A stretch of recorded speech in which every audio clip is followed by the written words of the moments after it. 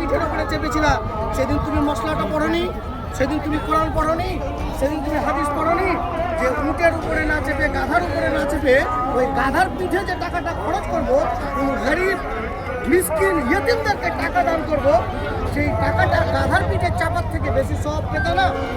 আমি বলবো মুমতাজুর সাহেব, তুমি যে কথাটা বলেছো, তুমি কথাটা অতি শীঘ্রই, অতি তাড়াতাড়ি তুমি ডিলিট করো আর তুমি ক্ষমা চাও। যতদিন পর্যন্ত না ক্ষমা চাইবে, মুর্শিদাবাদ কেন ওয়েস্ট বেঙ্গলের মানুষ তোমাকে ক্ষমা করবে না। যে বাবরি মসজিদ তৈরি করার জন্য বলেছিল, বাবরি মসজিদ না তৈরি করে একটা স্কুল তৈরি করতে পারতা, হসপিটাল তৈরি করতে পারতা, আরও কিছু বলেছো। আরে ভাই, তোমাকে আমি বলছি, আজকে বাবরি মসজিদ তৈরি করছে, তার জন্য তুমি কষ্ট করেছো।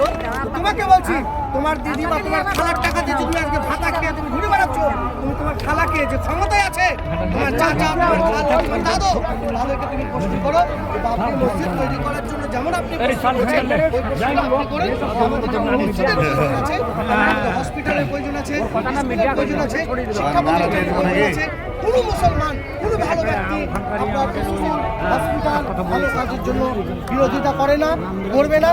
মুসলমান কেন কোটি কোটি মন্দির হোক, কোটি কোটি স্কুল হোক, কোটি কোটি হসপিটাল হোক, এটাই আমার ধর্ম শিক্ষা দেয়, এ আমার ইসলাম শিক্ষা দেয়। আমি বলবো